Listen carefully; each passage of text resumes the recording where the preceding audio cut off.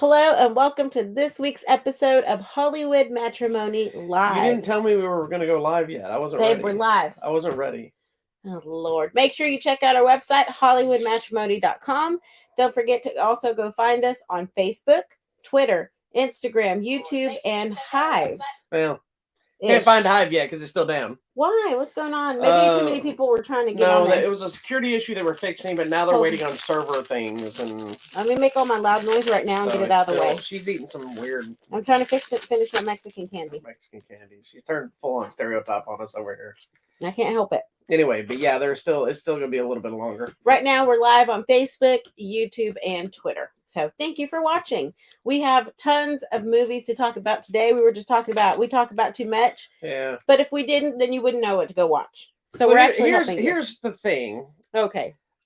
So per research and what I hear a lot of people is for you to have successful YouTube channels. Oh, Lord. You have to post every day. Yes. They got to be short. It can't be long things like this. We do a really long show every week, but we only do one. And you know why? Because we don't care about monetizing it. Nah. You know, I hope people like our channel. I hope people watch some of the shows and enjoy it. We do it just because we think it's fun. You can skip ahead. Yeah. That's a good thing. And that's why I like having the slides on the screen so you can see what movie we're talking about. And if you don't care, you just skip ahead high-tech on technology. the YouTube. You just go right ahead. All right. We have such a weird variety of movies to talk about. We do. Most of them, this is another one of those weeks that most of the stuff we saw together. Yeah, there's a couple. There's some random, some of them are some older stuff. Like there's one movie that I don't know if did you put it on the list? I went ahead and left it. We'll go through. There's one that I put on there that it's been around since October that I just keep putting off, and I finally sat around and watched today. This is the first time I'm actually, most everything that comes out next week I've already posted. So I don't have anything new really that I have to post. It's all, you know, either further out or take my time or just new stuff that we just hadn't got around to. Yeah. Not my obligations, if you will. I see. Well, and then it's also award season coming up. Yeah. So we get a lot of for your consideration. Brought those in here so people can see. I brought the ones I'm talking about. So during awards time, because I'm a member of the North Texas Film Critics Association. You're fancy. All the studios send out either digital link stuff or copies like what she's got over here that she just held up. These little booklet style that it's very simple. They're not for review necessarily, but but they send them out and they're like, hey, for your consideration. For when you get ready to vote for whatever you're voting for, here's the movies that we have. So every studio sends me a minimum of 5 movies. Some of them send like a box set that's like 15, 20 movies. And they're not just movies, artsy crap you've never heard of. It's stuff that's in the theater still. You know, like Disney does, they have a special portal for press that they send us, and it has just everything that's come out and some stuff that's still in the theaters. And so it's crazy to try to keep up, but there's no way I can ever watch any of it, all of it. I mean, but at the same time, we keep them. And like I have stuff for last year that we just, as we have some open time, we watch some stuff we don't necessarily talk about on the show, but we want to see them.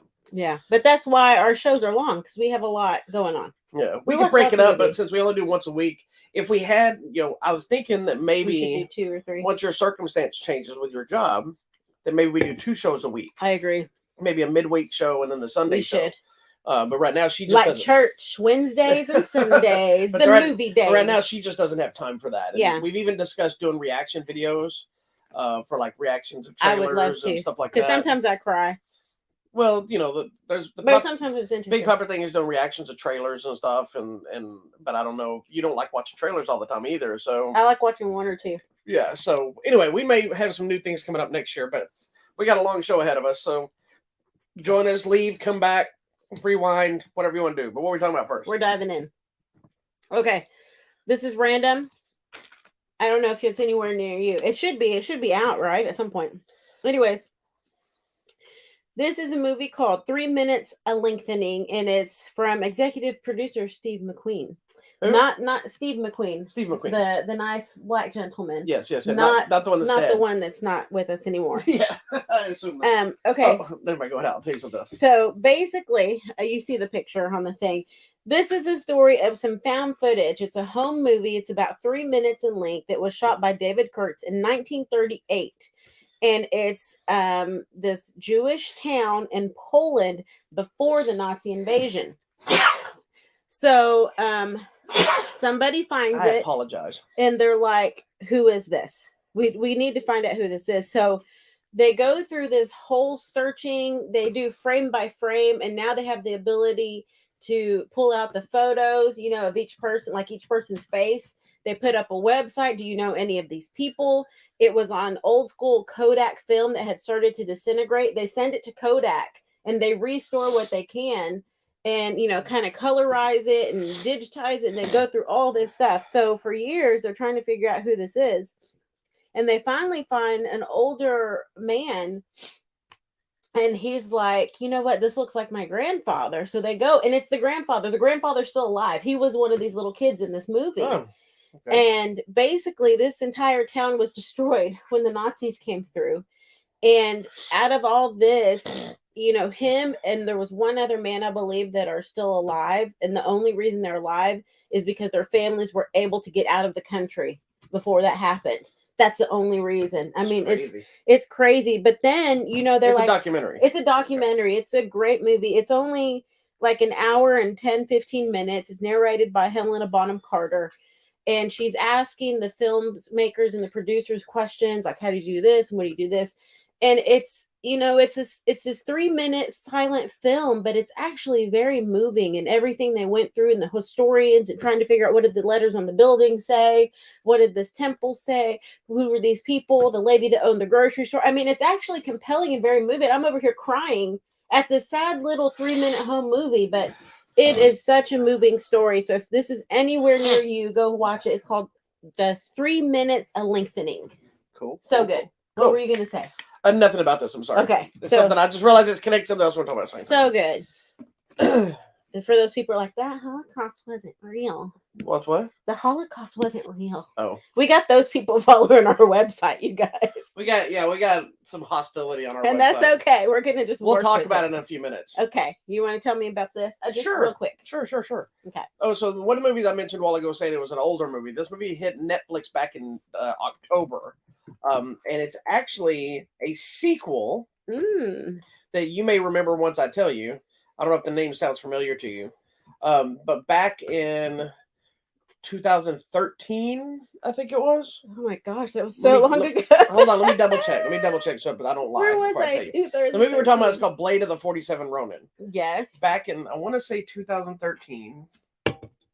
Yes, 2013.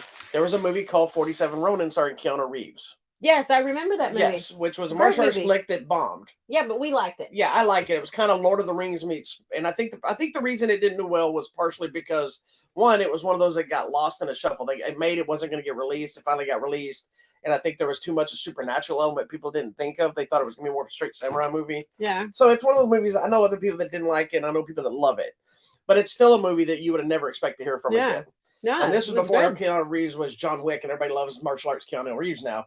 But he did a couple of martial arts flicks outside the Matrix. He did 47 Ronin, and he did The Man of Tai Chi, which he directed, and he created a whole camera system for filming fight scenes and stuff with this other. Yeah. Anyway, the new movie is called Blade of the 47 Ronin. It is a sequel, but it's a sequel that takes place like 200 or 300 years in the future, like it's present day. Because that other movie takes place in like medieval Japan, and it's like its only connection to the other movie is like a descendant of one of those 47 Ronins. That's how they connect it. But it has Mark Dacascos in it. Well, there you Dustin go. Nguyen, and then a bunch of other people that I don't know. That's why you watched it. That isn't why I watched it. I watched it because I wanted to see it. And Ron Yun, who's also somebody I've been following for a long time, who was in some Ring of Fire with Don the Dragon Wilson. And I was about to say Ring of Fire. He's now a big stunt guy coordinator. He actually directed this movie. So it's on Netflix. I've been waiting to check it out. I can tell you this: it's not horrible, but it's not great either. It's one of those that the fights are okay. There's plenty of them. It leans heavier into the supernatural elements with wizards and all this kind of stuff than the other movie did. It feels like a straight to video kind of production film. The fights are fine. They're not as exciting as I expected them to be with the cast that they had. I think Dustin Nguyen was kind of underused in that department. He's the Asian guy from 21 Jump Street. 21 Jump Street. Who's a martial artist as well. Yeah. Mark Dacascos only gets like 1.5 maybe good fights. given he's like an old lord master character, but it's fine. It was a little bit of a letdown because I felt like it was just this cheesy, it was a movie that probably didn't even need to be connected to 47 Ronin either. They could have just called it Blade of the Ronin and been its own movie. It didn't need to connect. So it's not bad, but it's not great either. So it's one of those throwaway flicks if you want to check out something. You don't need to have seen the other movie to even care. Something funny though about it is, and that's what I was fixing to tell you while ago, and I realized I'm going to talk about this movie. It said edited by Chuck Norris. And I'm like, no way. So it's edited by a guy named Charles Norris who goes by Chuck Norris, but it's not. It is not the Chuck Norris. It's just, it's funny. Like normally I would have probably never even noticed the editor's name, but I'm watching credits for whatever reason because I very rarely watch credits either, and it gets the credits like Chuck Norris. I know darn well 70-year-old Chuck Norris ain't edited this movie. He's on his computer editing. Anyway, stuff. But Blade of the 47 Ronin is available now on Netflix if you want to check it out. Just watch some martial arts. There's a lot of sword play and blood and kicking people in the face. So I mean, it's not great, but it's fine for a good time. There you go. Moving on. Next, this is random left turn. Stick with me. Okay, this movie, it's another for your consideration from Neon Films, and it is called Pleasure. Now, this isn't a documentary. This is not a documentary. This is an actual film, starring Sophia Kappel, and this is this girl's first movie. I mean, documentaries are actual films. I know, no, but I'm just saying a scripted film. It's a scripted film, yes. This lady is, first of all, okay, let me just tell you. It's about this girl's journey through the Los Angeles porn industry. Scandalous. As a newcomer in the industry, okay? She's trying to find her way. Comer. She's traveled from... I think of this from Sweden to LA to become a famous porn star, and she's willing to just do whatever it takes to make it to the top. Okay. First of all, I've got to say, for being this lady's very first movie, she is just super brave to just like go and just do this, because I don't think most people would pick this kind of subject matter to be your first film. I don't know. I'm not saying you're wrong, but I think if you look at people's careers, it seems like a lot of time most of their nudities and that kind of stuff is done earlier in their career, and then they start making the decisions. Maybe so, but I watched an interview with her because I was just curious who this was. I mean, if you got to do a lot of sex and a lot of nudity, then it does obviously take a different kind of mentality to do it. She was saying at the time that she was doing this, she was in therapy, which is random left turn for just other unrelated things, and dealing with her issues of isolationism, I guess, following the pandemic. And so, she got offered this audition, and her immediate thought was like, no, I can't do that. So then she said yes, because she was in therapy. She's like, I need to learn to say yes to things. Yeah. I don't know if I would have done this, but this film particularly explores that, I guess, to be like the top rated porn, whatever, you have to be willing to do everything. And everything. And some of it is kind of bondagey. Some of it you can see like this painful. She's tied up in ropes and like her skin is all like raw and red. There's something where they're like choking her, and the guys are like, it's okay. But then if she wants to stop, it's like, oh, well, now nobody's gonna get paid, so that back and forth.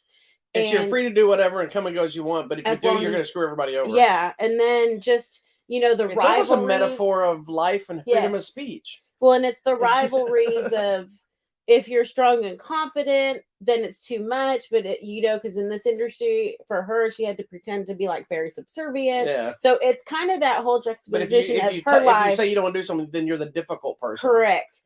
And the most interesting thing, okay, there's obviously nudity and some sex scenes and stuff. So if you're not into that, don't watch it. Are there penises?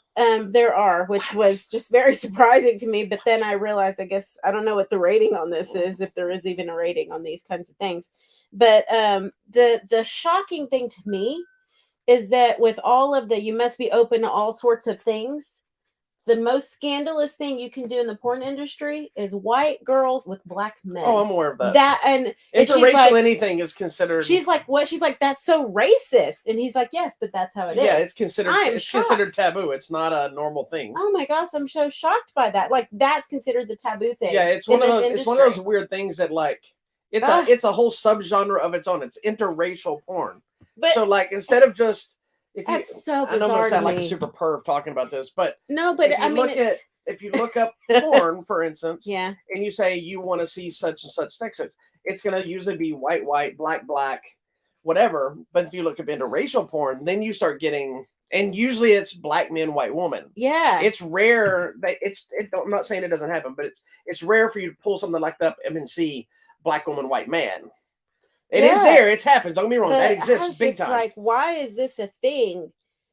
I don't know. It was just that was the most shocking. I can tell you why it's a thing. No, but I know. But that was the most shocking thing to me. But I think the whole sub theme of this is just a lady trying to find herself in the world, and then that whole thing of you're in an industry that wants to put you down, but you have to be strong and confident to do it. So it's that whole trying to find her way. And at one point, she's just like, "I want to go home. I didn't see the movie, but it's one of those things that I've always thought like it's very sad to me. It's like being a stripper. Yeah, there's that stigma immediately that you're broken, there's something wrong with you if you're doing it. And obviously that is a case, but then there's sometimes it's people that are just like sex, or people that just are exhibitionists and they love what they do. There's nothing wrong with them, but they still have that stigma of, oh, there must be something wrong. And the other joke is you must be putting yourself through school. You're not going to do this forever. So it's, you never really know. But then when you see stuff like stuff with Ron Jeremy and some of these other people now, and you start hearing about all these women that he forced himself on, and you're thinking, why would you need to force yourself on somebody if your whole job is having sex? Why do you still need to do that? And that's a dominant, controlling thing. And these women are not always taken care of. And there's men that are not taken care of too. It goes both ways. But porn is a woman-dominated thing, because women are the ones that make the money in that. Men don't make near as much money on an average as a female, but females have to do more and have to take more of abuse, and there's more things that happen. Men can really only do one thing. They have one thing that works, and that one thing does everything. Women have a lot of options that have to happen, without being graphic. I mean, and if you go just to social media, like user or watcher reviews, just like not professional reviewers, most people are giving it like a 6 or a 7, just like heavy subject matter, but realistic portray, the coming of age film. Without seeing it, I think it's probably one of those movies that if you're willing to watch it knowing what it's about, then you can probably, even if you're not into the sex and stuff, you can relate to the circumstance and the situation of this woman's plight. Yeah. But if you're one of those people that just see the disgust of the porn, or even just the sex mentality, you're going to hate it right away. Yeah, you are. So, I mean, I thought it was a documentary because everything in that box. But I was like, everything in that box is a documentary. This is not a documentary. But it was actually very interesting and intriguing, and I was just shocked by that whole thing. Anyways, the movie is called Pleasure. If it's anywhere near you and you're just interested in the story of the Hollywood porn industry, there you go. Very cool. We watch such a variety of movies. Do we want to go here? I didn't watch this filth because I'm a good boy. No, I was just trying to watch all Actually, I came home and I was surprised she watched it. She told me to watch it. I'm like, yeah. After I watched the movie about these poor people she goes right being killed by Nazi Germany. Anyway. Okay, so now where do we want to go? Because whatever you want to do. You pick. You want That's fine. Go to the order. It's fine. Left turn, Clyde. All right. All right. So the next one we're going to talk about is the latest rom-com from the superstars George Clooney and I almost said Julia Stiles. Julia Roberts. Julia Stiles hadn't been doing much lately, but she's on something recently, I think. But anyway, but yeah, so it's a movie called Ticket to Paradise. It's a movie that actually I think was getting a big buildup, and I don't think it did very well at the box office, surprisingly, because of the stars. But the box office is a very weird, fickle thing right now. But ever since COVID, things have just not been the same. And I don't know how much of it is audience fatigue. I don't know how much of it is people just not wanting to go to the movies anymore and scared. I don't know, maybe people just don't care anymore. It's weird. Yeah, I don't know, because they're such big draw to have them together. Normally, and this I think they're like 4th or 5th movie together. Yeah. So it's usually and they're always. I'm not a Julia Roberts fan. No. She has made a lot of good movies that I really like. I'm not drawn to the movie because she's in it. Right. But I think they are really good together. They are. So that being said, Ticket to Paradise is a story of these two. They're divorced. Divorced. Thank you. I couldn't figure out. I was like trying to say ex-lovers. I'm like, what is the word? It's divorce. It's divorced people that were together. They have a daughter. the daughter, they're forced to come together because the daughter graduates from college, I guess it is. And then she leaves, but then she decides to get married. Yeah. So then they have to come back together again because they're trying to deal with this sudden marriage thing, and then do they want to stop it or they agree with it, whatever the case is. Right. But it all just happens to be in Bali. Yes. So it's in this Bali, beautiful location they have to go to, and general rom-com shenanigans occur. Exactly. My feelings on this movie is it was a good movie. It has its funny moments. It's beautiful to look at just because of the where it takes place. Yeah. I felt it was super generic. It fell by the numbers. Like you knew exactly where we're going, what was going to happen, how it was going to play out. Yeah, pretty much. I mean, it was pretty much guaranteed that, oh, these divorced people might find love again. Okay, well, we already knew that. It's going to be those kind of things where they're against this, they're going to try to stop it, but they're going to realize that maybe they shouldn't stop it. And do they really love each other, or they just want to be friends? And who they made mistakes, but they didn't make mistakes. And that's my problem with this movie. Is it's a good movie. It's entertaining. They are great in it together, but they didn't really take a chance. It's predictable. Yeah, they didn't take a chance to try to make something different with it. They could have. Yeah. I mean, you've seen this same movie a billion times. It's great performances. They did a good job. The daughter, who I really love, that Caitlin Dever. Yeah. Love her. She's always good. She's always been. She was from Booksmart, and she was on the show Last Man Standing. So love her. Great. But it's a generic rom-com. And she kind of fits as their kid. She does. She looks kind of weird, but yeah. Yeah. I mean, and it's a lot of those like silly scenarios, and the it's like a Father of the Bride kind of vibe, where you have the two families and their different cultures. Yeah. But they also try to stop the wedding, but these people trying to keep the wedding, and then do I like the fiancés? It's everything you've ever seen in every rom-com. The only good thing is this made us think we should go to some exotic location and renew our vows in like a cool exotic ceremony. Yeah, we kept talking about it because I'm like, I don't want to renew my vows. I don't have to go through that stupid wedding again. But if we did like an exotic cultural thing, whether it's in your people's culture, or if we go back to Thailand and do something with them, or Bali or something like that I would do, because it just looks fun. It looks cool. It looks like somebody put some thought into it instead of walk down the aisle, blow bubbles, or throw seed, or pour sand, or whatever the fucking thing comes up this year. Excuse my language. We're at the BP up. Beep. Yes, I guess no monetization this time. Anyways, the movie's funny. Yeah, but it's fun. It's a generic comedy. If you just want to, if you like them, you want a generic. If you comedy, love them, you're gonna love it. It's available. It'll be available this week on Blu-ray and DVD. On the divs. All right. There's not much else to say about it. That's fine. Next.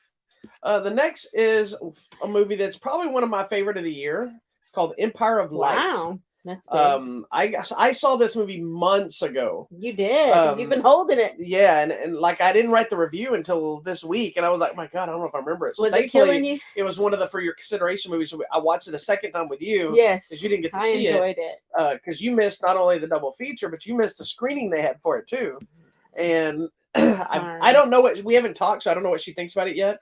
But I saw the double feature with the Banshees of Inisherin. I had never heard of it. So I'm like, ugh, please don't be a boring ass movie. And so going into it, it's a movie. It stars Olivia Colman. Love her. And it's about this lady who's kind of got this humdrum life, and she's just trying to find her place where she fits in. She's dealing with some things. She works at a theater. I'm assuming it's in the 80s. Yes. Because it's Reagan era. Very 80s, yeah. Yeah. But it's in London. It's in London. And it's this cool theater that it's called the Empire Theater, but it has multiple floors. So they used to probably do they had a bar and dancing in one floor at some point, but a lot of it's now closed down. They're just a main theater now. And they're fixing to have a premiere of what was the movie they talked about? Chariots of Fire. Yeah. So that'll tell you what year the movie takes place in if you go look up Chariots of Fire. But it's a drama. It's a talkie. And dealing with a new person that comes here. There's also racial tensions at this time in London. So I love this movie. I came out of it really surprised. At first, I was like, I had to sit with it. And I had about 30 minutes or 15 minutes between the next movie. And I was like, I came in, I'm like, I don't know if I like this movie or if the theater experience nostalgia was catching me, because it's got the ticket takers and it's got the snack bar thing. It's not all commercial like. It was like, you walk up and there's that one person scooping you some popcorn and the candy's under the counters, and it just felt like the old school box. I know a lot of it's the same, but it's not. It's nothing like. It's not that same experience. Yeah, it's not what I went through when I was a kid. Correct. But I sat with them like, man, this movie is actually really deep. There's a lot going on here, and I realized I loved it. But the real thing is, I know how I feel. This is one of those cases that it falls in a case of either you really like it or like, I never know what I'm going to get out of you with this movie. And her reactions weren't some of the reactions I thought I was going to get watching it with her, but she was also working at the time. So, drum roll. What is your feeling of this? Because she also, Colin Firth is in it, and you love Colin Firth. I love Colin Firth. But he's only in it about this much. But, okay, so I love Colin Firth, and I love when Colin Firth is not your romantic comedy lead. Yeah, not Colin Firth? Yeah. I like when he does something a little more dastardly and dark, or he's like the jerk or whatever. I like when he does that because you expect him to just be so handsome. He's definitely that here. Yeah, and all whatever. I love Olivia Colman just because I watched The Crown. And so to see her now do something completely different, I guess I wasn't really aware of her prior to that. So in The Crown, she's so rigid in that queen role. So now to see her do something kind of like all over the place was really She's cool. done a lot of stuff. I know, but I guess I haven't paid attention. And I really liked it. And I was like you about the nostalgia of going to that old school theater. And it's one of those where people still kind of got a little bit dressed to go. Everything was a big deal. You go buy the actual little ticket and you take your ticket and you give it to the guy and they tear it in half and give it to you. And like you said, the little counter where you're like, oh, I want this. And they go under there, grab you your little It's not an assembly line of stuff. Yeah, no, it's just that whole It's not machines everywhere. It's like the popcorn was in the counter. Yeah, like they make it and dump it in. And I think seeing how it was like the reel to reel films, like they're sticking it on the thing and then they have to switch to the second half of the film, like just seeing all these things behind the scene. And at one point there's one character who's like, have you not ever been up to the movie room? He tells her. She's like, no, I never watched the movies. And he's like, you work in a movie theater, you never watch, but just to see. And at one point you kind of see her whole transformation and life just kind of unfold before your eyes. And I think her story is like so sad and she's so misunderstood and so isolated. I think self-isolated because she knows she perhaps has some issues she needs to deal with. You're dealing with a little bit of a mental health scenario, but because of that, she's isolated. It's a lot of circumstance that have caused the mental health issues. Yeah, like it's like if you already have something brewing in there, but then you're put in a scenario that kind of triggers you because it doesn't go in the way you think it is, or you're so linked into something, but those around you that you think are not. Yeah. And then there's another element with this younger man that comes in, this colored man who comes in, and it brings they're two obviously completely different ages. Like she could be his mother, but there's this connection that goes in a direction you don't really expect. Correct. But also it kind of shines a light on not only mental health, but the racism stuff. There's some racial tensions at this time. It's horrible. But then also it deals without being ageist. It deals with the issues of their age difference and how it's kind of like, this is weird, but it makes sense in your connection, but it's also not okay, and it's not a good thing, and it's not a bad thing. It's a lot of elements to it. And I think too, because of the time period, I think people perhaps, you can see it like flat out in the movie. We're dealing with some race riots. I mean, like just flat out.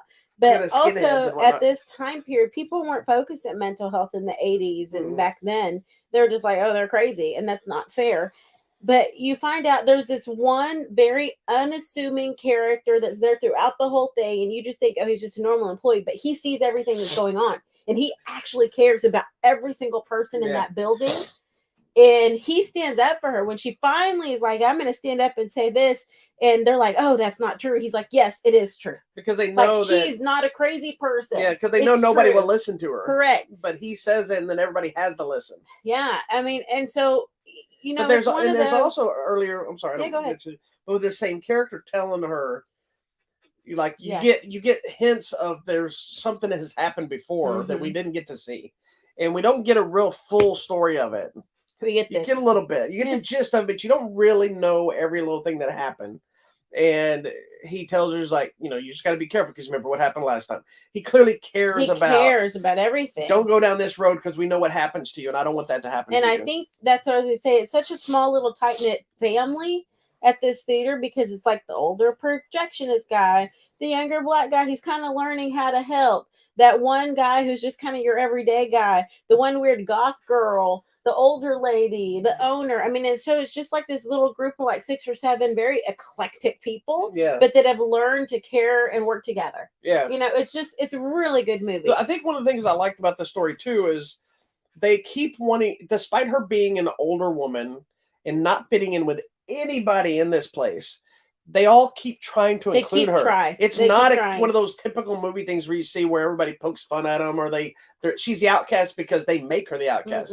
She's the outcast because that's what she feels. Yeah. And they keep being like, hey, do you want to go do such and such with us? You want to go dancing? You want to go drinking? Hey, do you want this? And they're all like, bowling. You know, but it's just like, but then you get to watch her at home and you see the sadness and the things she's dealing with. And there's a great, like Olivia Colman, like she does this insanely great moment when she's at her apartment that's later in the movie, and the lighting is cool because it's done with like lamps without shades on them. And there's just monologues, and it's like, oh my God, it takes that character, and that's the moment you see the real version of her. But it's heartbreaking, but it's impressive, and it's sad, but it's not all at once. It's weird. It's really cool. And then, you know, at one point in that same scene, she's just sitting there like, okay. Yeah. You know, she's like fighting so hard, and then it happened. She's like, then she realized, well, this is what's going to happen no matter what. And she just like waits. I'm like, okay, fine.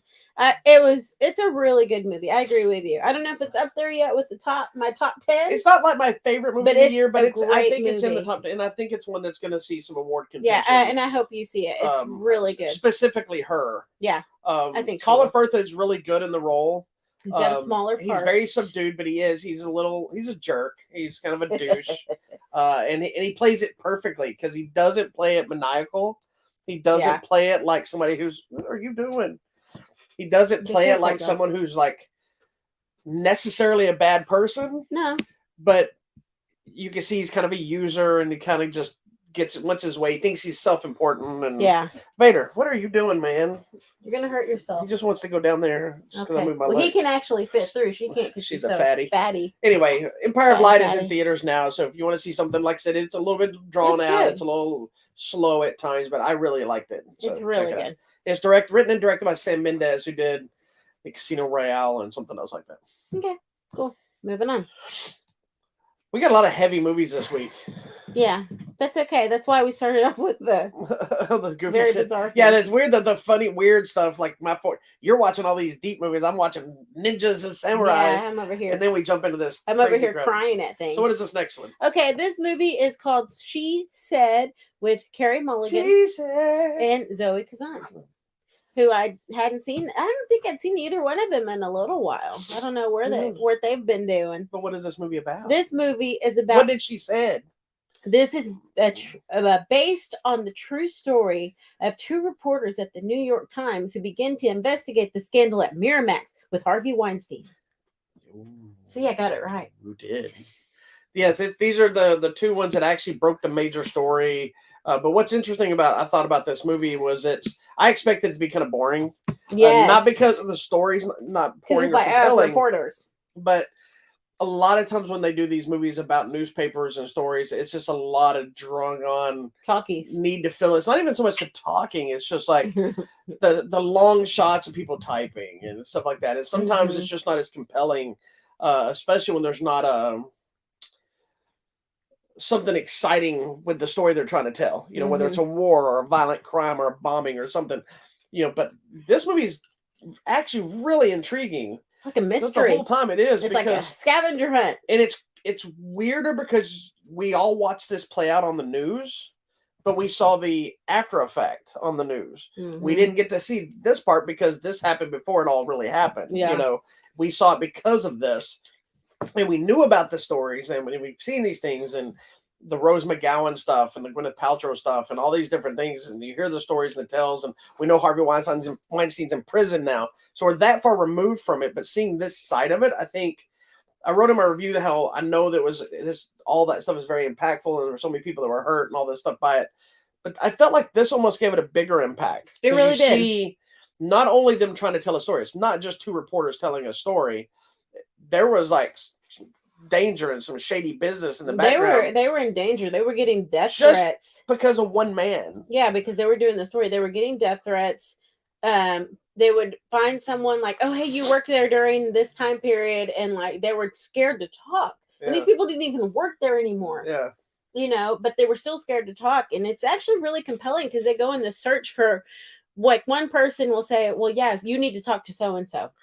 Then they go talk to, well, how did you find my name? Who told you? Well, now you need to also go talk to this person. So they're on this, they're all over the world. They're traveling to like different places, to the Hong Kong office, the London office. Like, I mean, they're going all over to find people I felt that can corroborate. Even though I'm not like a newspaper reporter, I would be interesting to hear like a real reporter see this, and because I actually felt like it was doing a good job capturing the unexciting nature of what they have to do to get a story. Because, you know, a lot of people, you see it in TV shows and stuff, and it's always like they're excited and they're running around, they're getting this, and they have their sources, and, you know, they meet up in this and they get this, and it's always like, it's fun to watch, but it's never really exciting, I guess. Yeah, they make an exciting thing, but when you see this, it's like, it's just work. You know, and then on work, it's just like these. But some of this was dangerous. I mean, remember one of the lady, I think the Zoe Kazan character's meeting with this guy who's kind of shady. He looked like a mafia guy. He's like, "You're gonna get me killed." Yeah. And he's like, he has one of these, like, opens his phone. He's like, "I have to go to the bathroom," you know, and he comes back and he walks out, you know, because he can't tell her anything.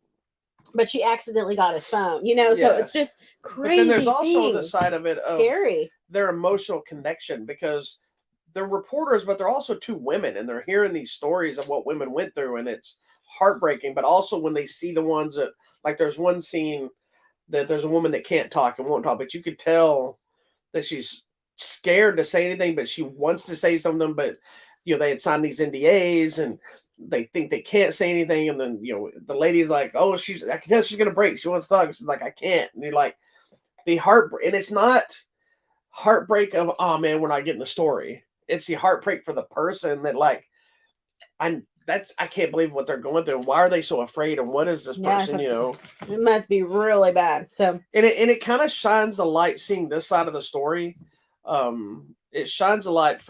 Let's forget the Me Too movement side of it, which obviously is very impactful and important, but it shines a light of not just the Weinstein stuff and the Hollywood stuff, but it shows the links of issues that were there of people and corporations and things that were hiding stuff just to save face for their companies. Now, this was obviously mostly about Harvey Weinstein. It's not about Hollywood as a whole. It's about one man, but you think back of how many different companies and stuff had to change their policies, and you know, now the downside to that is also that we've talked about this on the show too, is then everybody and their grandmother starts, you have the bad seeds that take that and start accusing people of stuff that they didn't actually do. So it's trying to traverse through all that stuff. It's the same thing with any kind of race stuff, whatever else. But it was I thought it was a movie it's a really compelling movie. It is. It could have been boring. It's sad. It's interesting. It is compelling, but it also, I think, puts a big kind of exclamation point on what we know in the news by now seeing what went through. Yeah. And the craziest things to me is they prepare the story, and the right thing to do is they let him know, we're writing this story. Here's a list of what we're going to say, like the bullet points of what we're going to say. And he's like, are you talking to Gwyneth Paltrow? Are you talking? He's like, she's not in the story. He just wants to know exactly, because he wants to destroy those people. Yeah. And here's what, you bring her up, but here's what's interesting is it was known that Gwyneth Paltrow, Ashley Judd, and Rose McGowan were all part of it, as well as others that were just part of Miramax and things like this. Gwyneth Paltrow is actually in the movie, just her voice on the phone. But Ashley Judd's physically in the movie playing herself, redoing this stuff. Rose McGowan, I think they asked, but didn't want to come back and do it. But they do have someone playing her voice on the phone, so she's very well representative given the stories. And I like that they, not only that they were willing to come in, because it was probably impactful for them. Like, it had to have been difficult to say, yeah, hell yeah, let's tell this story. I will be there to tell it. And Rose McGowan may be a case like I can't be a part of this anymore because she's kind of separated. So I see both sides. Yeah.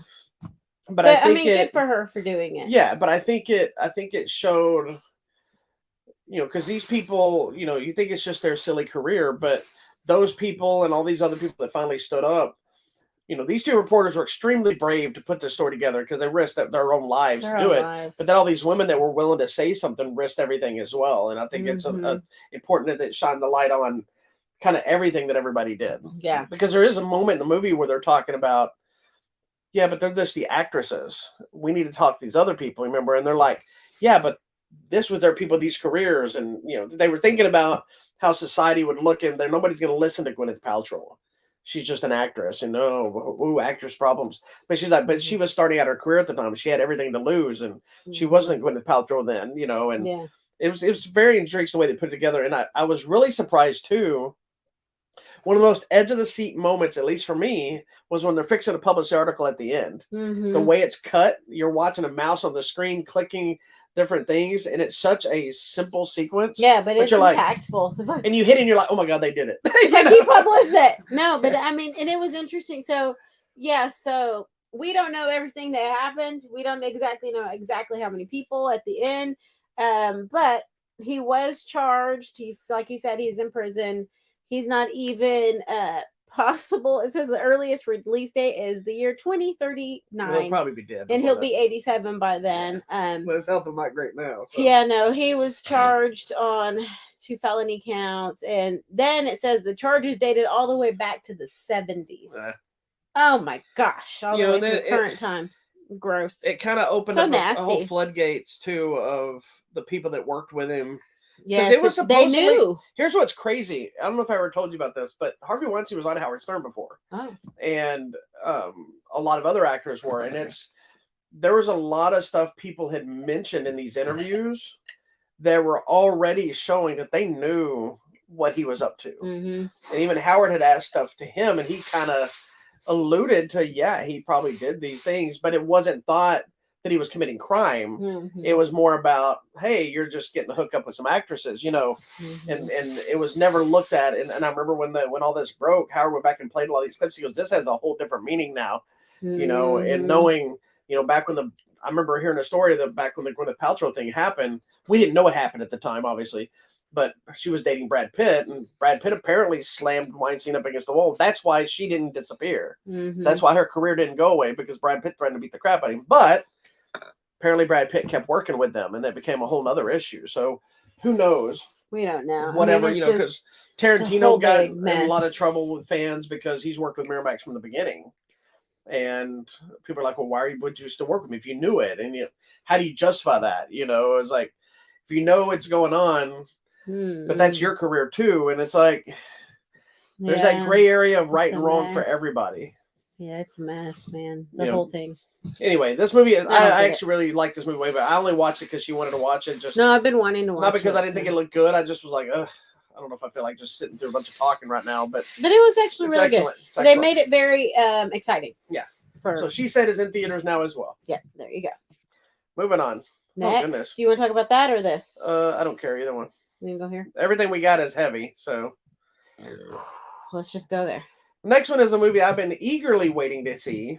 Not because I thought it was going to be exciting, but because it's kind of, even though he hasn't really gone anywhere, he's been in a lot of stuff, but it's not really super high profile. It's the movie The Well with Brendan Fraser. It's not Fraser. It's Fraser. Fraser, like laser. Everybody always says Fraser. I know, Fraser. Anyway, it's a movie The Well by Darren Aronofsky. And he plays an obese gay man who is basically living a secluded life because of his can't get around by himself. It's kind of 600-pound life meets Aronofsky. Yeah, Darren Aronofsky. Brendan Fraser is in a gigantic fat suit kind of thing, but it's amazing makeup work. I wasn't sure what the story was. I mean, I knew it was going to be kind of a sad thing. And I also was really worried about, will he live up to the hype? Because, he's getting 8-minute ovations and, he's such a sweet guy when you watch him talk and hear about him. And he's kind of like Keanu Reeves. He's the other Keanu Reeves. Yeah. You know, he was like a major superstar, and then you hear about the sexual allegations and abuse or whatever that he was abused. Yeah, he was abused, much like Terry Crews. Fondled. Yeah, much like Terry Crews. Which is not cool for anybody, guys. What is wrong with these people? Didn't really step away from Hollywood, but it kind of from being a box office superstar to kind of down, and seeing all these interviews where he breaks out in tears, finding out how much people really care about him, that he always thought nobody really gave a shit. Yeah. I can tell you, at least in my opinion, that everything that's been said about his performance is absolutely true. Yeah. He is outstanding in this movie. It's amazing because I was thinking like, man, this could be a play. Yeah. Because it kind of is, right? Yeah, it was based on a play. And it all takes place in basically his living room because he's not mobile really anymore. He can barely get around on a walker. Just house, because you do go to the bedrooms and the showers. Yeah, but mostly there. I mean, and he's living a somewhat semi-normal life. He teaches classes online, but he keeps his camera off. He has one of his best friend happens to be a nurse, so she comes and checks on him, brings him food. She's amazing as well. Oh, love we just talked about her and Hong Chow. She was in The Menu just recently as well. So good. And I mean, the cast is like 6 people. That's it. Yeah. And it's the scenes of people coming in and out. I don't know my guy's name. Sadie Sink. Sadie Sink. People would know her from Stranger Things. There you go. She's the daughter, right? Yeah, she's the daughter in the movie. And then Ty Simpkins, who was from Jurassic World, and he was in Iron Man 3, who doesn't look like the same kid anymore. He grew up. He grew up on us. Yeah. Anyways, I mean, this movie is just... And Dan, the pizza, it's called Dan the Pizza Man. Dan comes for every week and delivers the pizza. It's a standing order. It's one of those movies that has a little bit of humor in it, but overall, it's a very sad movie. It's very sad, but it's still compelling and it intrigues you. It kind of pulls you into this world. It's sad, but it's like you're so invested because it's a talkie, as she likes to say. Because he's a writer. He's teaching this writing class with he's not a stupid man. It's he's like so clearly intelligent and smart, and everything he takes it back to this essay on Moby Dick, and that's why it's the whale. So he's got a metaphor of the thing, and then his size and the thing that's beyond his reach. That whale. There's a lot of metaphors that because Moby Dick, what's his name is Ahab. He's trying to get that thing that's out there. It's interesting how many metaphors to that title fit. Because I kept thinking, is he just the whale because he's a big fat guy? Which is kind of probably part of it. Yeah. But then there's the Moby Dick side of it. But then there's the other parts of his life. There's so many elements. That thing, he's always like just beyond his reach because of other things that's happened in his personal life. He's had this big loss in his life, which led him to do all this. And that I think is why this movie works so much more for me, is because it's not just dealing with an obese man who is ashamed of being obese.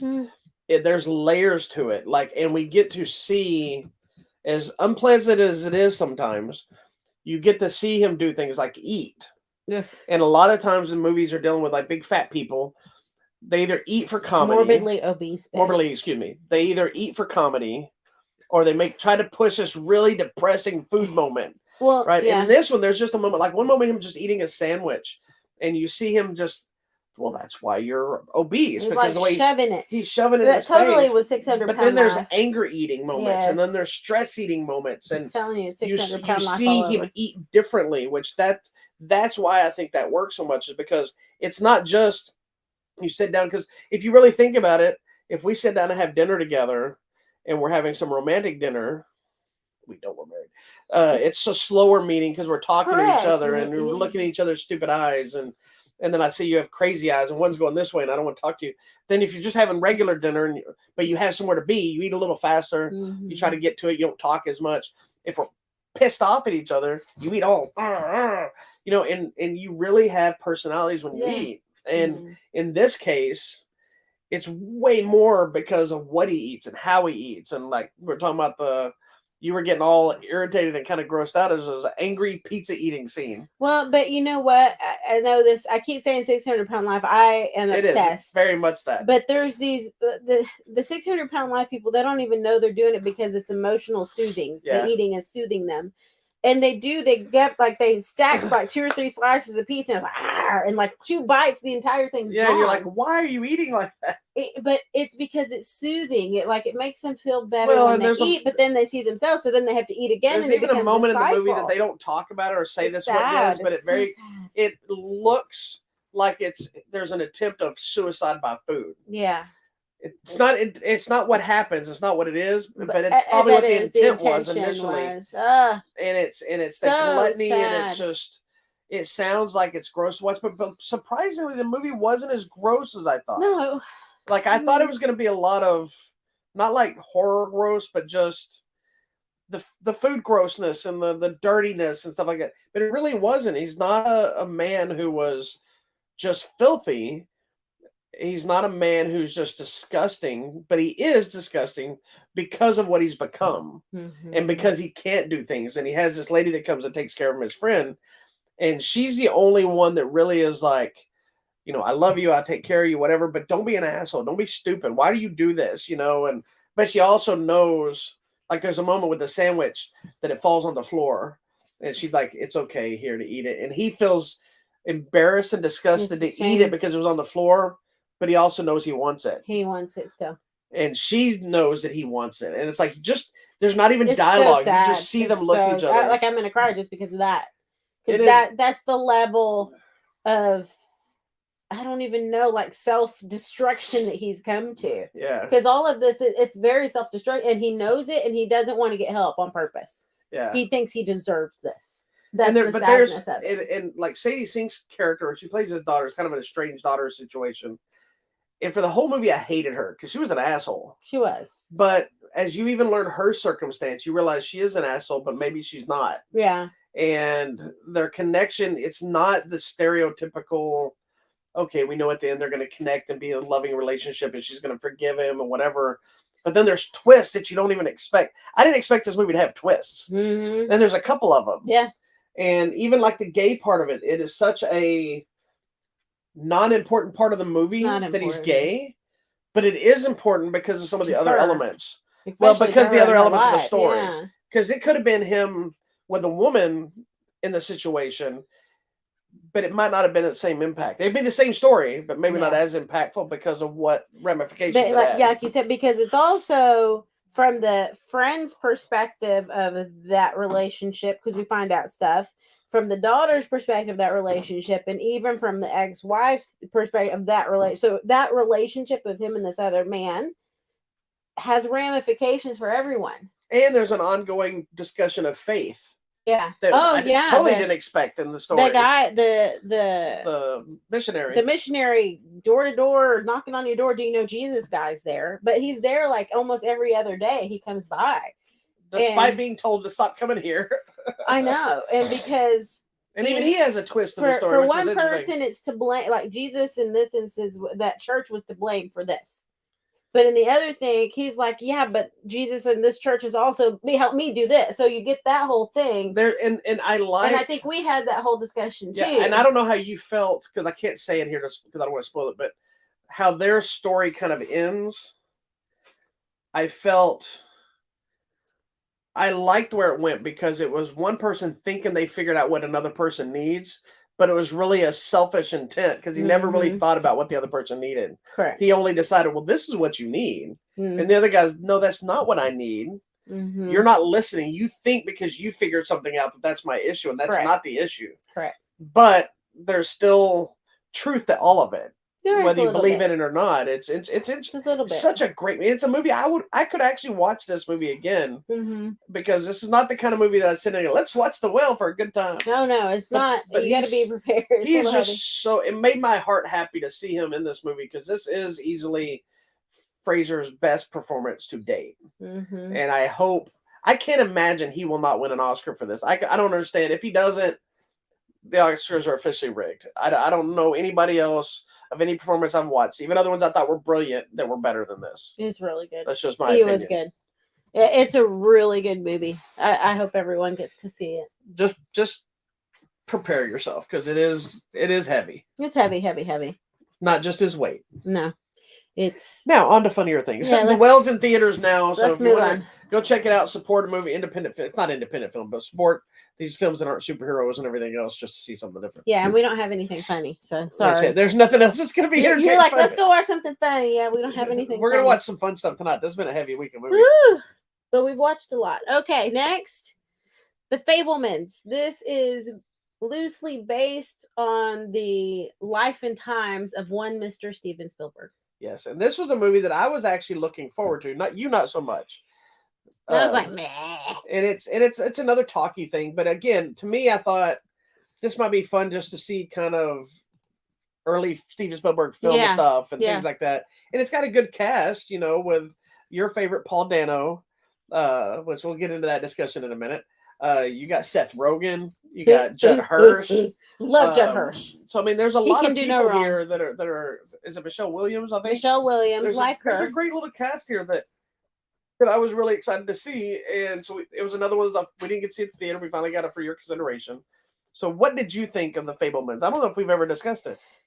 It lost me there in the middle for a little bit. There was a chair situation occurring in our home. Okay, but also there for a little bit, it started off really good, but a little bit weird. Like, why would you take your child to see this kind of violent movie? But then in the middle, it got a little slow for me. And then finally Judd Hirsch shows up and I'm like, okay, now we're getting, and then it picked back up for me. So at the end, I liked it okay. I would not watch it again. No, I agree with you. I liked it. I agree with you. I think it was a good movie. It's a good movie. It wasn't the movie I thought I was going to get. It does focus more on his childhood movies.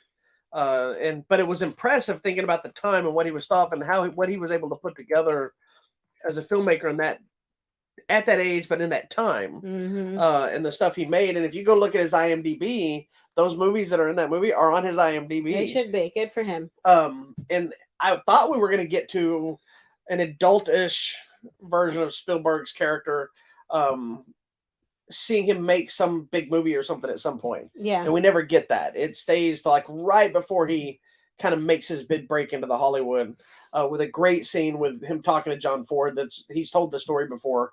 That was just such a great scene put together. But yeah, it was one of those movies. I think the best part of this movie is, in my opinion, was Michelle Williams and Seth Rogen. Their interactions I thought was great. I thought Seth Rogen was awesome in the movie. But Judd Hirsch stole it. He's great. And he's not in the movie very long. No, but he's so impactful. Like, that to me was the best part of the movie, is just him. He's Uncle Boris. He shows up because there's been a death in the family, so he shows up for a funeral. And he's talking to the little boy Sammy. He's borderline crazy. He's crazy. He's out there, and they're like, "Oh, beware of Uncle Boris."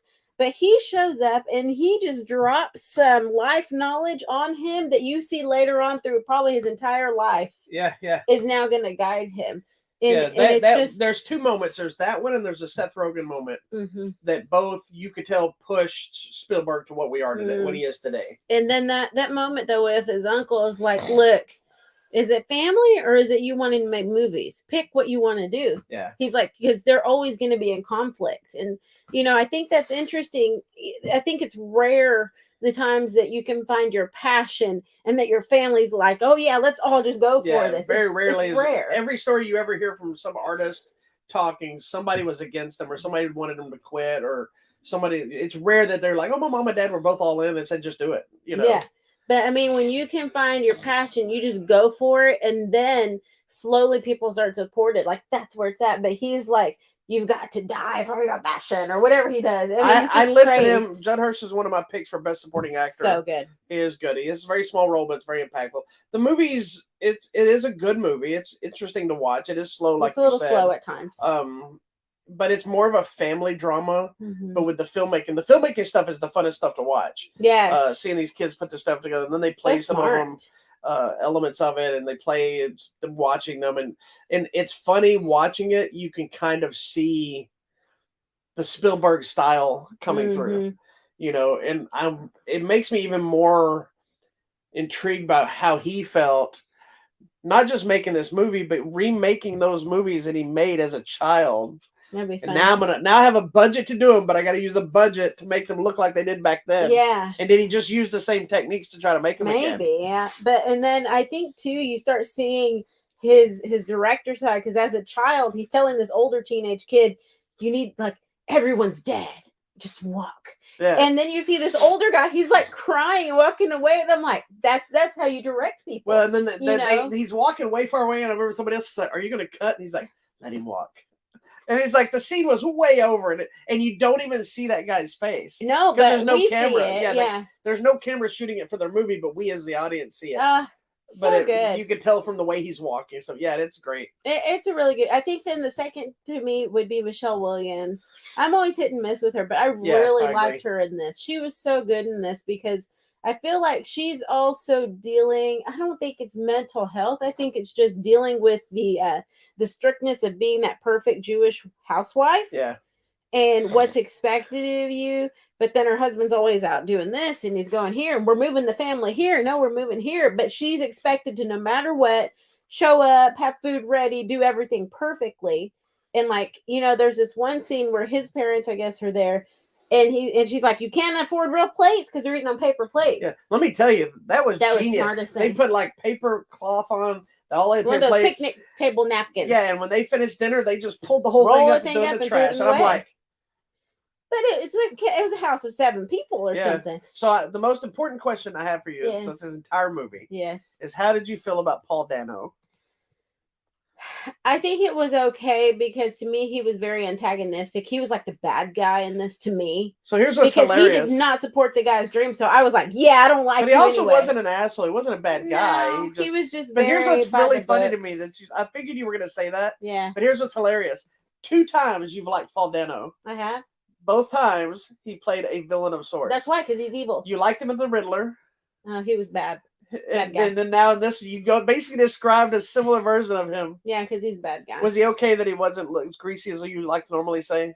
I just don't like his. I think he visually looks like that time period. Yes.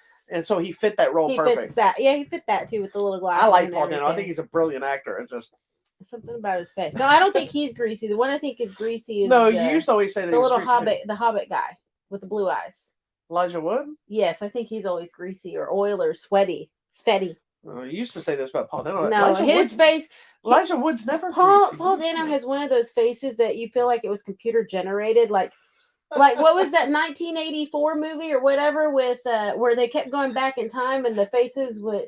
I don't remember. The TV series, the mini series with what's his name, and the shooting of JFK, and how they would go through that diner secret door and like their faces kind of phased out from. That's what Paul Dano looks like. Like he's not really human. He could be an alien species living on our planet. Are you talking about that 11.11.11 yes, thing? Whatever. I just wanted to hear you describe it. I don't know why I said 1984. James Franco? Yes, James Franco. I just wanted to hear you describe it. It's hilarious. That show. It's fun to watch. Anyways. All right. Well, the Fabelmans. That's why we can play like trivia. Oh, because I can listen to your weird, stupid descriptions? Yes. I will say The Fabelmans is not the movie, the impactful, not at all. powerful movie I thought we were going to get. But it does feel personal and it is good. So give it a chance if you want. It's in theaters now. I mean, if you're interested. It's Spielberg. Come on. I mean, if you're interested in that kind of thing. Yeah. And all right. Some controversy. Yeah, the last one has not only had the controversy of the fact of the star, but its subject matter, and also on our Facebook page. It started controversy for us. The last one we got to talk about today is Emancipation starring Will Smith. Now, I want to say something about this movie before we start talking about it. I know there's all this stigma of do we like Will Smith? Do we not like Will Smith? This movie was made prior to the slap. Okay. So that's so sad that has to be the. I know, but for you to go into the argument of why would they make this movie after this? This movie was already made. So this is not a production. I'm assuming this is probably why it got dropped to Apple TV Plus. It was in theaters for a week or two, right? Well, most of them, I don't think it was. I think it just said in theaters. Oh, maybe it was then. I think it was for a weekend. And it also could be just that's who purchased it. At this point with the pandemic stuff, it's hard to tell. And when you log into Apple, it's all over Apple. Yeah, it's hard to tell. Nowadays, it's really hard. Like used to, if a movie like this with a big star like this, it got dropped to something like that, you got, there must be a problem. Nowadays, that's become the norm as streaming services are buying these movies. So anyway, so that being said, when I go to review this movie, I'm not reviewing the Will Smith problem. I'm reviewing the movie itself. Correct. And I actually really like the movie. It's another one that's not the movie I thought it was going to be. and I'll explain in a moment. But if you don't know what Emancipation is about, it's based on a photograph of what's it, Pete? What's his name? Whipped Peter. Yeah, Whipped Peter is the name of the photo, which was a photo of a slave that had escaped after slavery had been ended, but he still had to escape because they weren't letting him go. But they took a photo of him at it's after the Emancipation Proclamation. Yeah, the camp that he was with, of his back, the Union Army. Yeah, the of his back had been all beaten with the whips and the scars, and that picture became a driving force of ending slavery during that time of the Emancipation Proclamation, all that stuff. So this story is about that character, Peter. I don't know how much of this is a true story or if it's just built around the photo, because it did, and you can tell me if you felt like, I felt like this was kind of more of an action-ish thriller aspect as opposed to just a straight drama about slavery. Yeah, it wasn't at all about slavery itself. It was about this man's escape to try it's to about get a man to who the was north. A slave, and once they realize that they're free, but they're not letting them free in this specific area they're at. Correct. A bunch of them make a break for it, and most of the movie is him on the run trying to get to a free place somewhere up and there. also find his family who he was separated from. So the movie is not just, which seems to be an issue with one person that we know. It's not just white people beating a slave. It's about a slave who should have been free and trying to get to where they should be and get away from the problem. So most of the movie, once we get to that, is really just the trials and tribulations of running through the swamps and the people hunting him and people trying to get him and him coming across different things. So it is an impactful movie, but it's not impactful like Till. No. To me, where is really diving deep into that. This is a movie about faith and your belief in God and God getting you through things. It's about a man trying to get the freedom that he knows he's supposed to have, and it's about things changing in the world, that kind of thing. Yeah. So what did you think of the movie? I liked the movie. I'm okay with the subject matter. I'm okay with everything. I had to, for a minute, ignore it was Will Smith, and I think that was okay. I'm going to be honest, I still have a problem with the whole Will Smith thing. I know you do. And because I had mentioned before, this is months and months ago now, that I feel like we're now seeing who he really is. Like he's been hiding.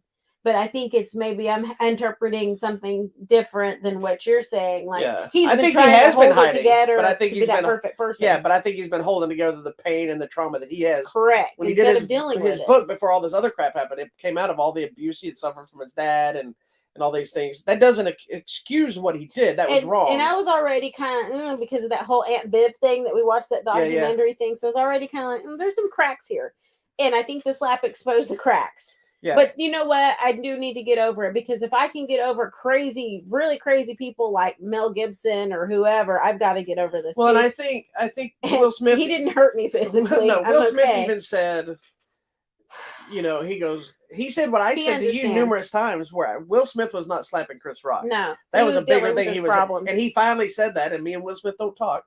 He said, he goes, I was slapping something bigger. That he goes, and yes, we could all say his apologies are empty and it's just PR. We'll never know because we're not him. Yeah, we don't. And none of it justifies what he did. Yeah. None of it makes it okay.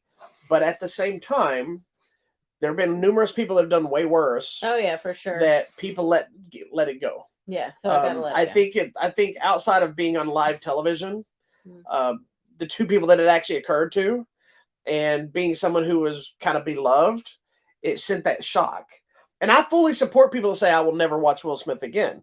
I was hesitant. I support that anger. I really do. But reading what you said, his statement, like, this is bigger than me, and knowing, like, it was Anton Fuqua, like, I mean, he does good stuff. And knowing the subject matter is like, how can I not watch this? We need to be supportive of the content, which is one of our critics is like, I'm tired of this content. So I'm like, okay, cool. Yeah, we did have somebody. I'm not going to mention names because I'm not mad at them. No, everyone's opinion's valid. We had somebody who commented that they were, and it started well before I posted my review. They had said nope when I posted just the poster that got released, and I didn't say anything, and I assumed it was a Will Smith problem.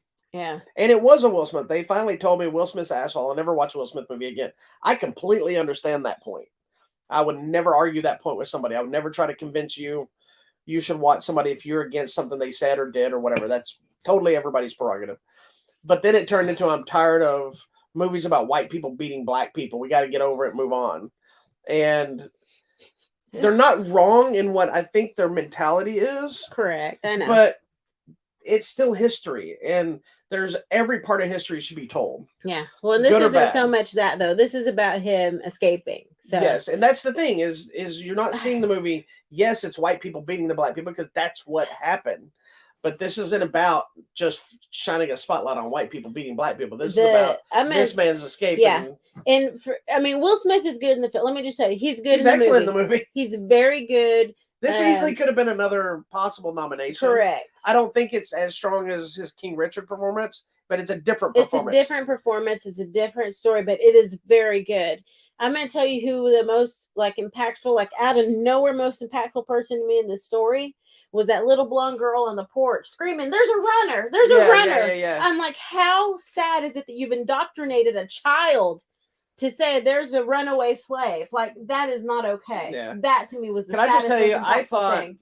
I love Ben Foster. What did you do to your Ben Foster is one of my favorite actors. He's so good. He is terrifying in this movie. He's so good. Because he does not show any anger. So evil. He doesn't show any rage. He's kind of he's not a slave owner. He's kind of He's the guy that catches. He's a supervisor, if you will. He catches the runners too. Well, he's also the one that kind of manages this place where they're building the railroad or whatever they're working on. He's in charge. And he's very subtle with everything he says. He's very well, we're gonna have to go get this one, and it's just it's his job. And he's super sweet, right, in real life, isn't he? Yeah, everything I've seen about him, but he doesn't come off like. And I'm not saying this guy liked black people, but this character, he doesn't come off like, I hate you because you're black. He comes off as this is my job. I don't care that you're black. Yeah, we don't care about I'm going to kill you because you ran away. I'm going to kill you because you belong to us. And he's just, to me, he's terrifying because these people exist. He's really good in this movie. I say exist, not existed. And that's why the movies like this are still important. Yeah. Because there are too many people out there that still exist just like this. Mm-hmm. They just don't have the law behind them to say it's okay to own people and do that. Yep. But they do it anyway. So one of the things I want to say that I thought was really a really perfect choice was the color palette. Yes, it's black and white, but it's not black and white. I think it's color grayed out. Yeah, because you see some blood, you see some red, you see the greens of the leaves, but it's almost like they took the palette of the photograph. So the color that's in this photograph, that tin color of how they did photos. And I don't know I haven't read anything if that's the case, but all I could think of was that's what the photo looks like. This entire movie looks like the photo. Yeah, it's very impactful actually. And it brightens up a little bit when he gets to a certain part and he finds some people, some other black men that are helping him. And then it kind of brightens a tiny bit. Yeah. But it's still this tone. It's really cool. I think what's interesting too about this kind of a story is,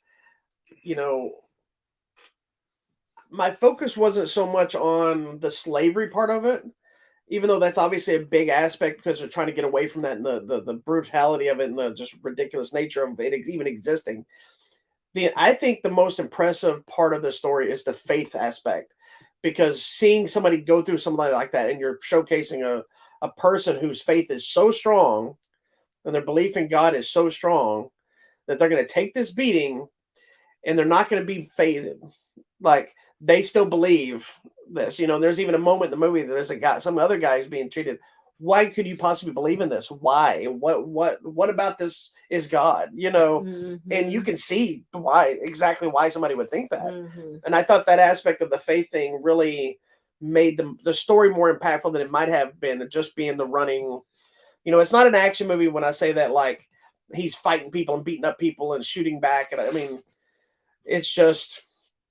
it's more of instead of just talking, and it's not just a talkie. There's some excitement to it. There's some crazy action when he's on the run. Yeah. Too. I mean, I actually really liked the movie. Probably more than I thought I would. Not because of Will Smith, but I was afraid it was going to kind of be a kind of drawn out Roots style. Roots is awesome. Don't get me wrong, but it's just the original or the remake. I say original. The original, I think, is better, but there were elements of the remake that I think had more cinematography impact. wise and Cinematography, the I think effects they were able to I think there's some elements in the remake that were more impactful than the original. But I don't. And I didn't watch all of either one. But I think the original couldn't do some of the things they did, and that's why. Yeah. But anyway, I don't think I've seen all of either one because it's too much. We have the box set. I know. Well, I remember when Roots came out when I was young, and my parents wouldn't let me watch it because they're like, "No, this is too much." There's Roots and they did watch Shogun. it. That I remember because it was one of those miniseries we had to come every night and watch it for the free part. And they sat down and watched it every night, but they were like, "No, this is too much for you." And I was little. Yeah. So who knows what time? Yeah. So yeah, it would have been like 5 or 6. So it might have been a little heavy. Anyways, well, Emancipation 77. Oh no, I was a baby. What year was it? 77. Oh, was it 70s? I thought it was early 80s. I thought it was early 80s too. Who knows? I do remember they. Man, LeVar Burton's got to be old then if it was 70s. And I'm gonna go watch it again. I need to. It's important. Anyway, Emancipation is one of those movies that I think it's an important film. I know it is hard to watch at times. I know there's harder stuff to watch given the circumstance. I also know the Will Smith controversy has shone kind of a dark light on this film, and I think he said something important that even if you don't believe his apologies, you think he's a total douchebag. And that's your prerogative. I think he said something really smart about this film. He's like, I totally understand people not want to support this film. He goes, but I hope people do because this film's more important than me. Yeah, it is. And I agree with that. It's a film that you may not like as a white person, no matter how much I sympathize, I'll never understand this situation. Mm-hmm. But it's speaking the story of people that have to deal with that still.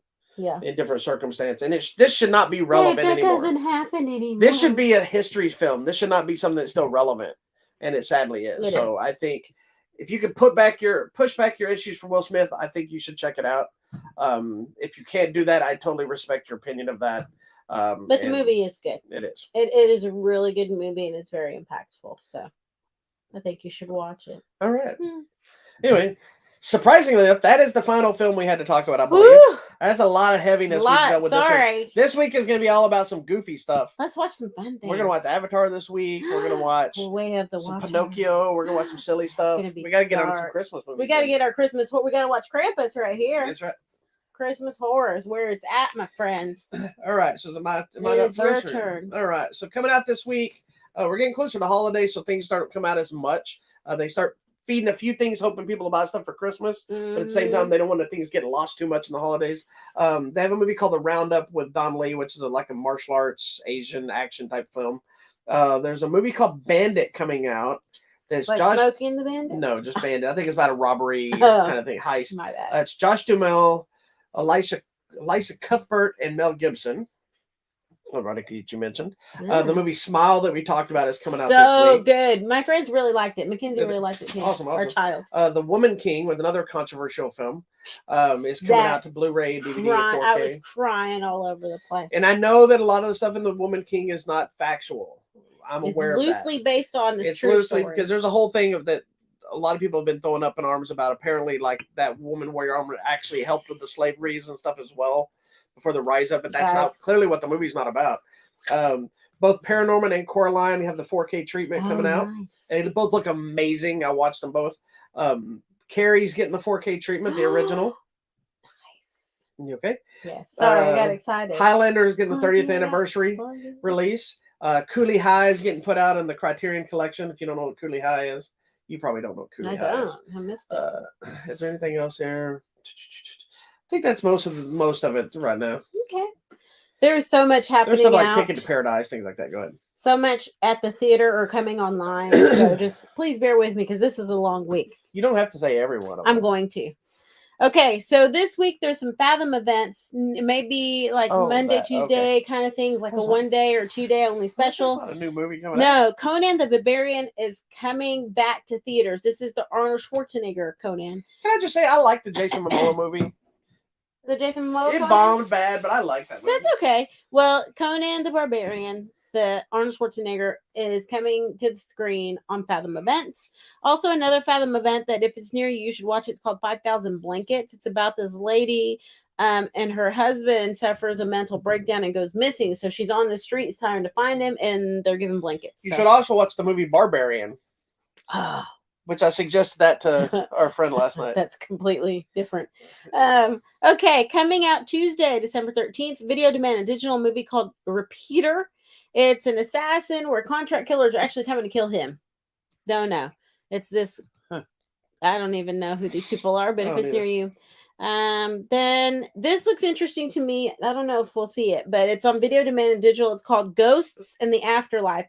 It's a documentary where they have taken research from the last 12 years to look at life after death. I think it'll be interesting.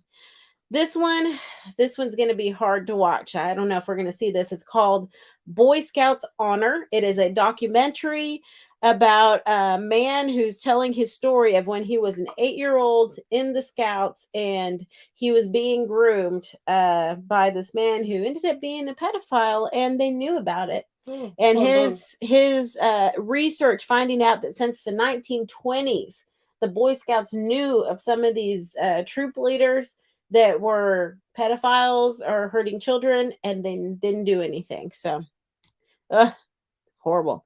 This we're going to watch. This is coming to Video Man and Digital. It's a movie called Buzzcut. It is called a crazy horror comedy, part Animal House and part 80s slasher movie. I like that you throw in your hands. You get all excited. This is a movie for us. Buzzcut. It's a man in a costume, but with a chainsaw. It's like, yes, that's for us. All right. Coming out on Wednesday. Coming to Netflix, it's a movie called I Believe in Santa. So all these little Santa movies are going to start coming out. I'm so sorry. Coming out on Thursday on Netflix, The Big Four. It's a detective trying to solve the death of her father, and they go to a remote island. I don't know. It's all over, but who knows? It's one of those whodunits. Okay, coming out Friday, the big thing of the week is going to be Avatar: The Way of Water. I still have no idea what it's about, but it is Avatar the sequel to the 2009 original movie Avatar, which I have not seen since its release on Blu-ray. So we're going to watch that. Coming also to theaters, a movie called Spoiler Alert. That one looks really good. It's based on Michael Ausiello's best-selling memoir. Oh, you missed the trailer for this. Spoiler: the hero dies. They showed it at the theater, but she was one of those that you had left to go to the restroom. Oh, shoot. It's got Sheldon from Big Bang Theory in it. Oh, okay. Jim Parsons, yes. Yeah. He's like when it starts about a gay couple, whatever. So half of you probably won't go see it. But there's like one of the guys has like a full-on Smurf collection. Oh, yes. And the guy walks into his bedroom. Yeah, and it's all like, Smurfs. It's got Sally Field in it as well, I believe. Okay, well, it's based on a true story of his life. Coming to HBO Max, Black Adam. If you didn't see it in theaters, it's going to be dropping to HBO Max this week. Coming to Netflix, a movie called Volcano Rescue Awakari. And it's a documentary of a volcano rescue in New Zealand in 2019. They saved some lives there, and some people died. We're going to watch this. This movie is called The Quiet Girl. It's from Neon Films, and it's one of those for Oscar contentions. It's this little girl who's dealing with her weird dysfunctional family, and she doesn't talk. And she goes to live with relatives, and suddenly kind of her life starts to open up. So I have my way. I'll watch that really next one too, by the way. This one? Yeah. Okay, Video Demand and Digital. It's a movie called As Good as Dead. It's got Michael Jai White. That's all you know. And so I'm assuming it's some sort of fighting movie. Witness protection in Mexico. Yeah, okay, we're going to watch it. You know me. Coming to Paramount Plus, Snow Day. It's family fun in the snow. That's all we know. Who knows? Who's in it? No. Okay. Who knows? All right. Video Demand and Digital movie called The Honeymoon. It's called a raunchy romantic comedy. I might watch that. Who knows? Pervert. I know. Yeah, after you've been watching your porn films here. This I want to see. It's a movie called Lullaby, coming to Video Demand and Digital, and it's a new mother discovers a lullaby in an ancient book.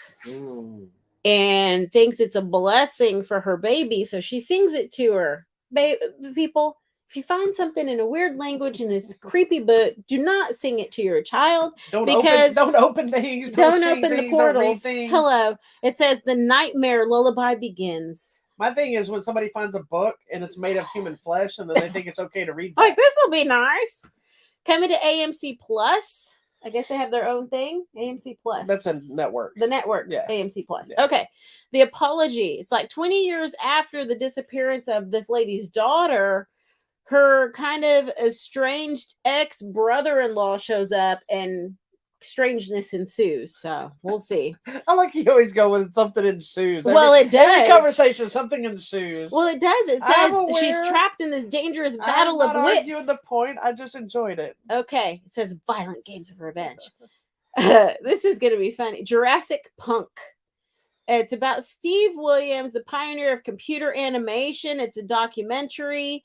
I think it'd be interesting. So it's talking about the rebellion and the revolution at Lucasfilm's Industrial Light and Magic in the 90s. So basically all that stuff we probably already learned in that Industrial Light and Magic show. We'll find out. The Almond and the Seahorse. Nobody cares about that. I don't know about this. That nanny thing, they've been pushing the crap out of I want to see this. Okay, coming to Prime Video. I am going to watch this. It's called The Nanny. It's a psychological horror it's thriller. Just called Nanny. Oh, sorry. Nanny. Psychological horror. It's this girl or this lady who travels from her country in Senegal to come be a nanny for this couple in New York. And she's trying to bring her child here to live that American dream. But it says as his arrival approaches, a violent presence begins to manifest there. So we'll see. Coming to Netflix, Private Lesson. It's a lady posing as a tutor to coach her students to get live their life, live their goals, but have some bumps in the road. Also Never miss a chance to make a fart sound. Also coming to Netflix has something like every single day. And you don't have to read every single No, I want people to know. Okay. Bardo, False Chronicles and a Handful of Truths. Renowned Mexican journalist and filmmaker deals with his crisis of identity. I will watch that. It's probably going to be in Espanol, and y'all haters that I don't read subtitles. Okay, Lion versus the Little People. This is a documentary. I know about this too. I think it's going to be interesting because it says it goes to uncover the greatest internet hoaxes of all time. We're going to watch that. Cool. Whew. Good Lord, woman. There's so many Half movies. the show is just you talking about what's coming up. No, it's not. But we'll watch a lot of Here's them. the thing, though. People talk about they either don't have enough to watch, or they don't go to the movies, or There's too many streaming services. Let me tell you, no matter what streaming service you use, whether it's one or all of them, there's a lot of options. But what I implore you to do is just watch something that you would never watch before. Yeah, try something different. Look at something like Netflix. Netflix even has the option is like pick something for me. Yeah. And they'll go by the algorithm of the things you watch, and they'll throw something up there. Because I'm telling you, you will find some gems in there. You'll find some trash. You'll find some things that this sucks and turn it off. But you will find things that you were like, why did I never watch this before? Mm-hmm. And most of the time, it's a movie nobody's ever heard of. And then you love it, though, but it's great. And because of you, other people will hear of it. Yes. It's not, you don't have to be a reviewer to tell somebody, have you heard of this movie? And say, dude, I saw this movie. It was so fun. Check it out. That person sees it. This person sees it. You go on Netflix and you see these things that when they show their top movies, they're so random of some of the movies that suddenly become big. Yeah, because somebody told somebody. Yeah, because somebody got in a movie or something, or they popped up. You like this? You might like that. Oh, I'll watch it. Okay, yeah, go for it, man. But just go watch something, man. Watch anything. Stop watching the same crap over and over. She used to be she still is bad about watching the same 4 or 5 movies all the freaking time. So I still wanted to, but I've stopped myself. And it's okay to watch those things. I'm not saying don't watch Spider-Man for the 300 billionth time or Star Wars. But you know what? As an insane fan of Star Wars I am, I rarely watch the movies. No. You'll get into a mood and you'll watch all of them and then you move on. Yeah, I did a marathon about 4 months ago, maybe. Yeah. I watched the entire 9, 10, whatever movies, and then I move on. Mm-hmm. And then I picked another marathon. And what I like to do for myself is I'll pick a marathon of something, or I'm going to say I'm going to watch, like I watch Bloodsport. I'm like, I'm going to watch all 5 Bloodsport movies or whatever it is. Half of them are trash, but I watch all of them, and then I move on. I don't watch any movies, and I just watch random stuff, Mm-hmm. And it is just go enjoy things, man. There's so much content, and people don't think these streaming services are worth the money. There's so much of it. Go rewatch a TV show you never thought you would have watched, but you remember loving it. Mm-hmm. Like I did that with The Sopranos. Because and it was only because I don't usually rewatch TV. Yeah, I watch it one time through and then I'm done with it. But they put out that Sopranos Saints of Newark movie, and I'm like, well, I want to rewatch it. Next thing you know, I'm like all back in The Sopranos, like it's the very first time I ever saw it. And I was loving, I was excited again, and then I realized, man, I missed this freaking show, And you bring that nostalgia back, it brings you some happiness, takes you away from the regular world for a little bit. And God, we need that in this time. So anyway, moving on to the giveaway stuff. No, we don't have any new giveaways. It's pretty much all the same stuff. We have copies of Alienoid, 3,000 Years of Longing. Don't worry, whatever, what's it called? Don't Worry, Darling, and Easter Sunday. Easter Sunday, I'm going to rewatch. That was such a fun movie. Was fun. We got a copy of Nope, and we have The Witch, the other one. The other one. I keep them up until I have either replacement ones or I run out of copies. And sometimes they send me new copies. Sometimes I get stuff that nobody enters. They just don't want it. So this is a free chance to watch a movie you may never care about watching. Yeah. Enter contest. Yeah. Go to the website, hollywoodmatrimony.com. Click on the contest button.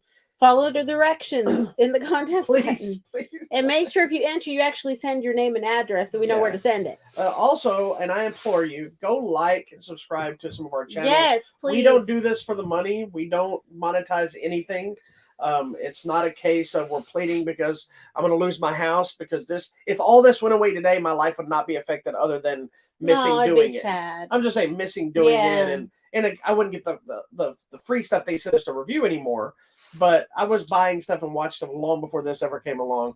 But if you do like, subscribe, follow, share, do those things, they send us bigger, cooler stuff to give to you. Mm-hmm. So that's how that works. I get giveaways because I have followers. If I had bigger followers, I get bigger giveaways or I get more variety of stuff. So please get out there, help us support, share. And if you have something you want us to support and share, come tell me. We like to support other people as well. All right. Sounds good. That's it for today. That's it for today. All right. We will see you next week. We may or may not have a show on next Sunday. We may have to try to do it on Saturday. Yes. If we can, because we're doing Christmas early with some of the family. So we will not do a show next Sunday, but we will do the show. So I'm thinking we'll probably do it Saturday. I don't think we have anything Saturday. I'm going to my uncle's on Saturday, but at some point I'll be home. Maybe we'll do it Friday afternoon. I don't know. Friday, I'm going to the symphony. There might not be a show. No, we'll Friday figure it night, out. I'm going to the symphony. Maybe we'll pre-record the show and just drop it on Sunday. We'll see. We'll figure it out. There will be a show one way or another. Even if I'm here alone by myself in a sad bathrobe. All right. Thank you so much for watching. Go find us on our website, Instagram, Twitter, Facebook, YouTube, and if Hive ever works again. Yes. Hollywood Matrimony. Goodbye. See you next week at some point.